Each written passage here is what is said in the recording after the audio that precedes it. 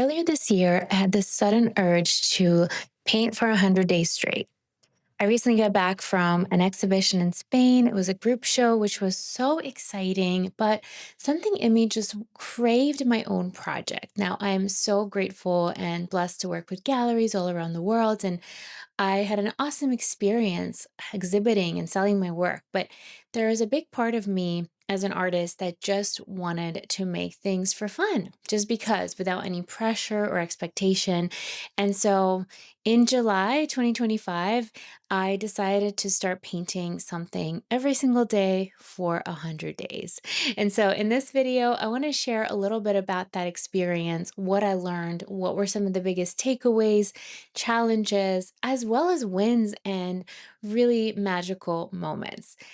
So, around day 15 or 20, I started to really share the work online. And I remember the first few daily paintings. One was a little box of strawberries and cherries and a little coffee pot.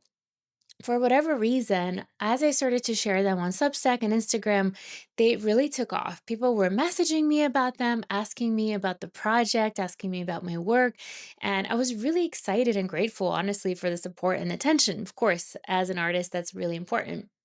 But as I kept going, more and more people started to ask me if they can join me. And so I was inspired to start a workshop slash challenge to invite other people to come and paint with me. Over 30 students ended up joining me inside the first ever round of this 100-day challenge. And by the way, I definitely did not invent the 100-day challenge. There's so many artists, writers, makers who have done similar projects. But for whatever reason, in that time and place, this really resonated with people. It could be the chaotic state of the world that we're in, and people were just looking for something to focus on other than uncertainty and chaos. And as we were painting, I had so many takeaways and so many lessons, and I want to share them with you today. The number one thing, of course, you're wondering is, was it really hard to show up for 100 days? And the answer is, of course. Some days I was so excited to go and get my little pochette box out and paint. And some days it was a struggle, and I didn't get to my daily painting until 10 o'clock, 11 o'clock. And I'm not going to lie, there was like three that I can think of that it was after midnight, but I had to get the paintings in. The other challenge, of course, was that some days I honestly just didn't feel like painting. And so, of course, it's a really natural experience that we're not always going to be inspired and we're not always going to want to make art. But through this experience, I learned to continue showing up even when I don't feel like it and give myself a lot of grace, which brings me to gift number one from painting for over 100 days now. And that is the gift of imperfection, the gift of allowing for ugly art, for bad paintings to happen. And you're probably wondering, why is that a gift? Well, the truth is, most artists, most makers struggle with perfectionism. And it's actually really common for perfectionism to show up. And Elizabeth Gilbert, I believe, called perfectionism as fear dressed up in a fancy costume, right? So we think we're being noble or we're really raising the bar high for our work when in reality, we're truly just afraid to show up as we are.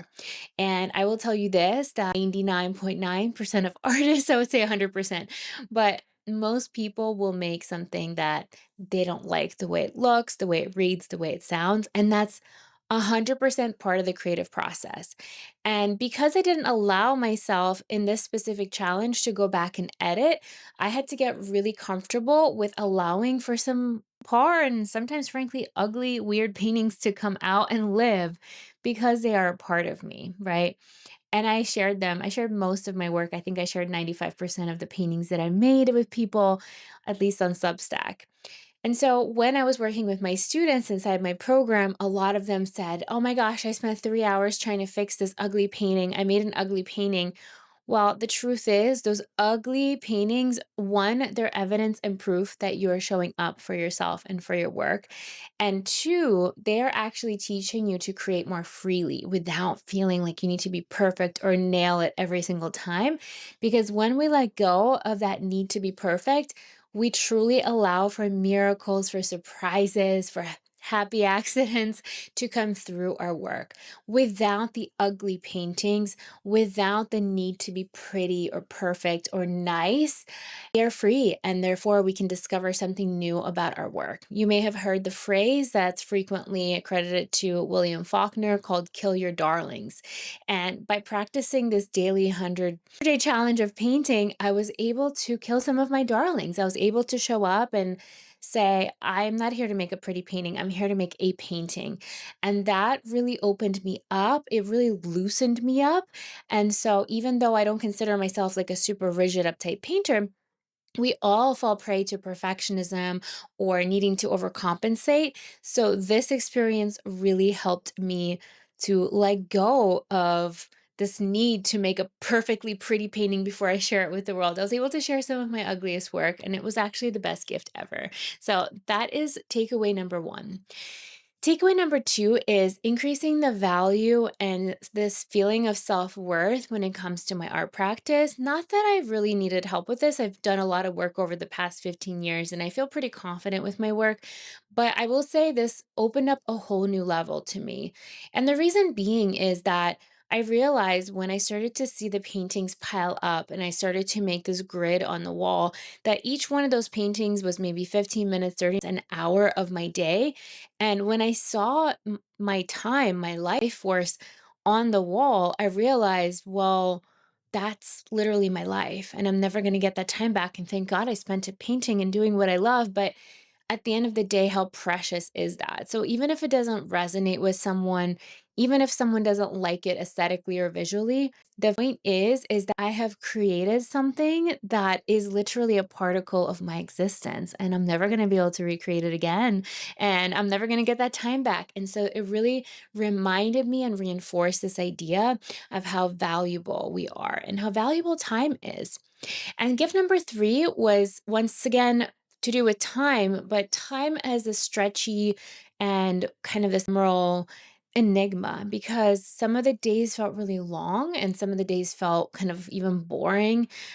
Some days when I had time and I could sit outside and tinker with the paint and really enjoy the process. And some days I had to come in, paint for 5 minutes and go to bed or leave or go do my job. And so time became this really kind of like uncertain thing. And it really also reminded me of how important it is to value our time because 100 days felt both really short and really quick. And it actually made me really emotional when I saw all the work on the wall once again, because I thought, oh my gosh, that was my entire summer slash fall, like half my fall. And here are all these moments of my life. And I could really remember each day, each object, each scene that I painted, and once even self portrait. And so, really honoring and being grateful for the time that I have to be an artist and not to waste it and not coming at it from a place of like, I paint a million paintings to be a worthy artist just because I have time, but more so how beautiful it is that these moments, we can't capture all the moments of our day. I try to do something different every day just for myself, but we can never truly capture them. And it isn't like time is ever coming back, right? So enjoying and being present. And one of the gifts of art and painting in general is that we get to be present, we get to enjoy the moment. And when we're staring at something so intensely, like the sky or the moon or an object, even a teacup in front of us, we get to really connect with the essence of that object. And therefore, we're practicing presence. And presence really helps us to savor the moment and to live, right? Instead of worrying about tomorrow, the bills, what are we going to eat for dinner, but like focusing on something that's in front of us. It's been a gift. Another takeaway that I learned was this idea of discipline versus devotion, and it has to do with your self concept. So, for me, when I started this challenge, I didn't know if I was going to be able to stick with it. The accountability, sharing it, of course, helped. Having my students and being responsible for being leading by example helped. But one of the things that really helped me was just this idea that I wanted to be the identity of the person who's able to do this kind of challenge. So, knowing that I'm going to have ugly days, like being okay with that, surrendering to the ugly paintings off the bat, know that I might not feel inspired every day, knowing that I'm going to be challenged by some of the things that I'm creating and other, might experience, but still choosing to show up and choosing to create something and let it guide me through the process of love, not forcing it, not like saying you have to do this, because truly no one was coming at me saying I have to paint for 100 days straight. Is certainly not required. Some of the challenges I've experienced is that honestly, I had a few shows that I was getting ready for, and problem was is that I would just wanted to work on my 100-day challenge. And I'm glad that I was able to complete some of the paintings, and I'm so proud of the work that I've done alongside of my 100-day challenge. But I think having multiple responsibilities and multiple commitments can be really tricky. So going forward, I feel like I would reserve the 100-day challenge for maybe a space in my year where I don't have a lot of shows that I'm committed to, because that was definitely something that was like a little bit distracting. Finishing a commission, doing 3 exhibitions, and doing the 100-day challenge was a little bit too much, so I definitely recommend carving out space, for kind of work. Now, the other thing that really resonated with me through this challenge was this no pressure way for me to get deeper into my art practice, because for those who follow my work, I primarily paint interiors and recently nature landscapes over the past few years. But in this challenge, I allowed myself to paint everything. I painted knives, candles, sage bundles. I painted rocks. I painted sandwiches, milkshakes, burgers, and even remember what I paint like, oh, spray. Some of the unusual things that I wouldn't normally say, I'm gonna make a painting about bug spray. But they were parts of my day. Like, for example, the day that the exterminators came, I had a bottle of bug spray because I was trying to get rid of these pests. And so it was a really interesting experiment, and there was no pressure. It was more of this element of surprise and curiosity that guided the decisions behind each painting. That was really cool. And it also opened up some new ideas. Like, I felt I really enjoy painting food. I loved painting the burgers and the donuts, and I would definitely do it again. So it gave me some gifts for the future.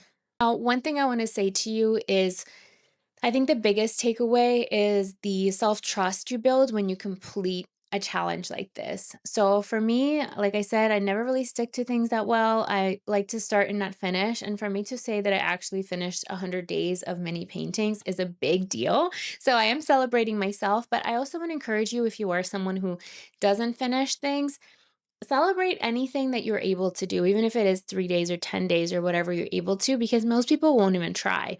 And there are actually a few challenges in the past where I kind of did and I never completed.